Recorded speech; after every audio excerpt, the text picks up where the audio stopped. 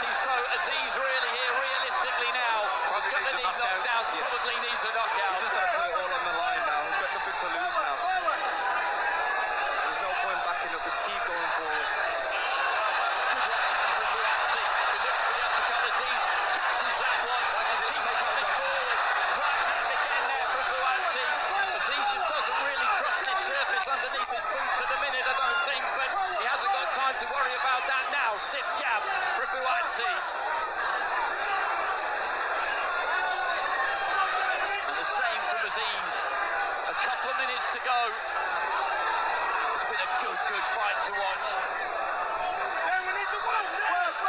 was building ahead of steam, Azeez, in the 9th and the 10th rounds, after he maybe just lost his way slightly in the middle of the fight.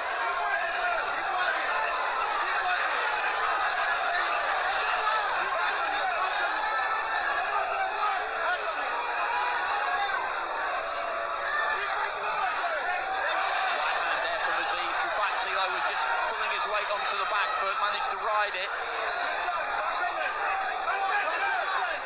He didn't get into the Buatsi corner between rounds. A left hand there, I think, stunned Azeez a little bit. Buatsi senses it and is looking to step on him slightly here. Yeah, it was a good left hook. He doesn't need to be too reckless here, Buatsi. The corner may well have told him they feel that he's ahead and he just needs to finish on his feet here. Azeez again just gesturing towards the canvas. I'm not sure what's causing that problem. Sometimes if fighters have been drenched in water in between rounds, it drips off their shorts. I haven't really noticed that. Particularly, the sweat is flying, absolutely, but that's the same for almost any fight you see.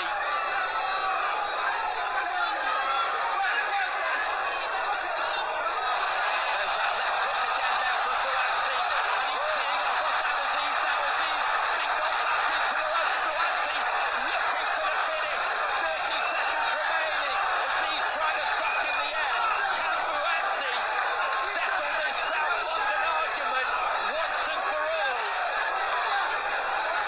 Can he provide that full stop? He's got nothing left here, Dan Azeez. He's put absolutely everything into this. Buatsi is not wanting to take any chances here, and that is absolutely understandable. He went for him there. It didn't quite happen. With 10 seconds to go, Azeez tried to throw that right hand. Buatsi winding up with his own right, slides over the shoulder of Azeez. There goes the bell. They can be friends again now, these two. A kiss on the forehead. That was a battle, as we knew that it would be. Joshua Buatsi has done enough there. Great fight by both men there. Definitely good performance from Buatsi, and great effort from Dan Azeez. He can be proud of his performance. He can be proud of the effort that he put into that. I don't think he left any energy in the tank whatsoever. No, if I was Dan, though, I'd be ripping up that canvas, I'll tell you now. Definitely, he'll get some new boots. He had a good round in the 9th, Azeez.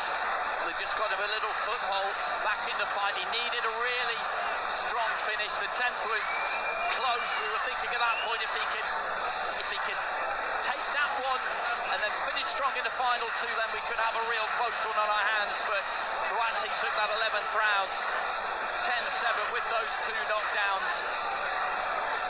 And then in the final round, he had Azeez on the run a little bit, but he just couldn't quite close the show. When you look at the effort that Azeez has put in there as he wanders back over to his corner, he's got nothing to reproach himself for there. He really hasn't. You look at what he's achieved over the last few years, it's been absolutely extraordinary. As I said at the very start, in his first ever amateur fight, he got stopped inside 30 seconds. And he's gone on to win every title you can do up to European level. Joshua Buatsi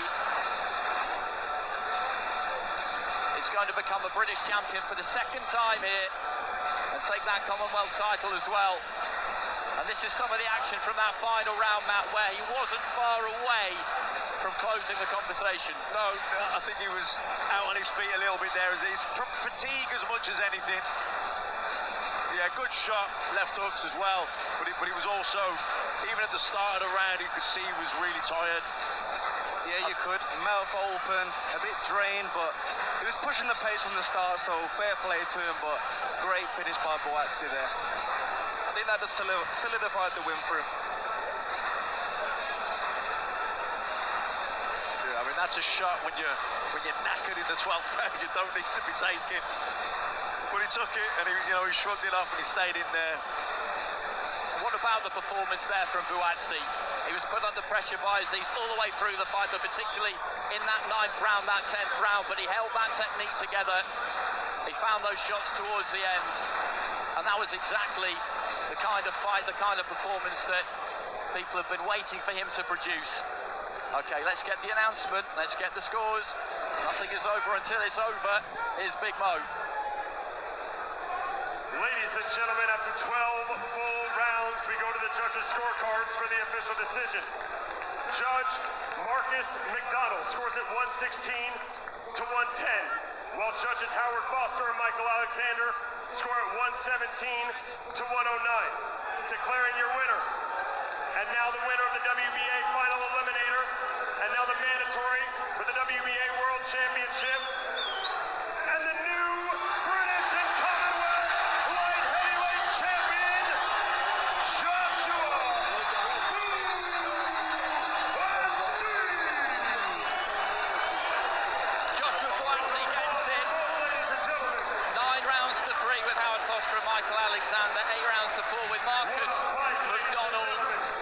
And those are a good set of cards. Azeez doesn't get much change from the judges there, but it maybe doesn't reflect the effort that he put into that fight, how competitive he was. But from an early stage, we felt like Buatsi was ahead, Matt, and then he just pulled away down the stretch. Well, we will be hearing from him, maybe from the pair of them, in just a minute or so.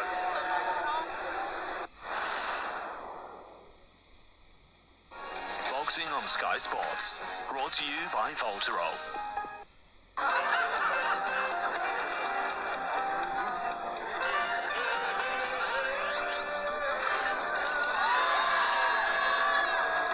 Get into that Vegas feeling. Anytime, anywhere, MrVegas.com.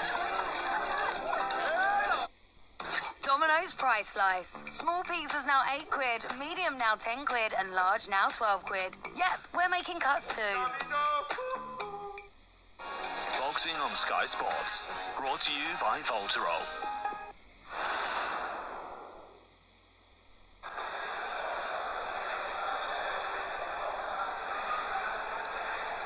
Well, there's the celebrations from Buatsi, muted, I think, in respect for his opponent there. They shared something, the pair of them. They shared many rounds in sparring, but as people will always tell you, sparring and fight night are very, very different. And those belts over the shoulders. He's held that British title before. And he has won that eliminator with the WBA. Coming up on Sky Max, available now, all episodes available this Friday. Ted, going back to where it all went wrong. That's on Sky Max. Okay, let's get up into the ring. Andy Scott is with both fighters.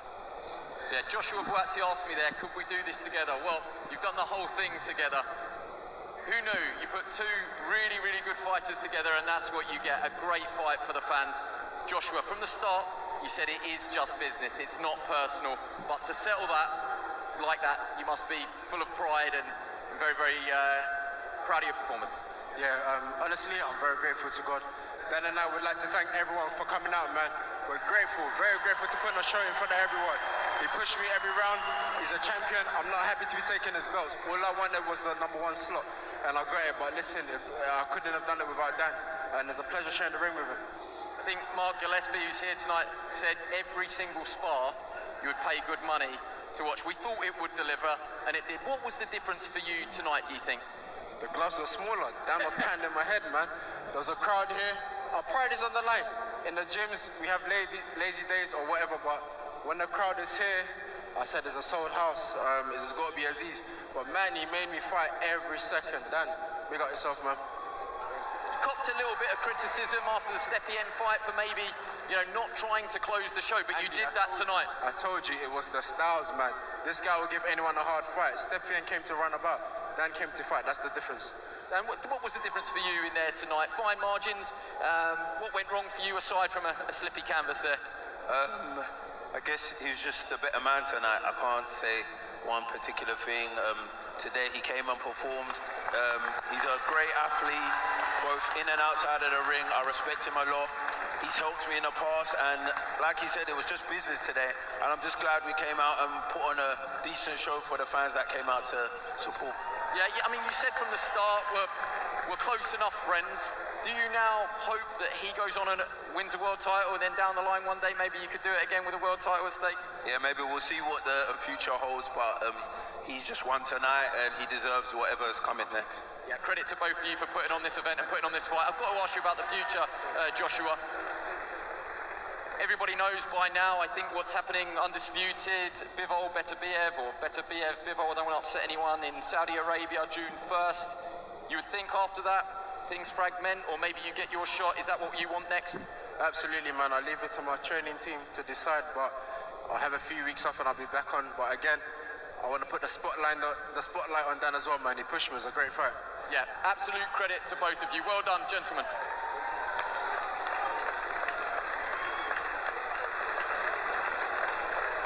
Enjoy that very much indeed. What a fight that was. Congratulations, though, to Joshua Buatsi, and commiserations to Dan Azeez. But George, how good.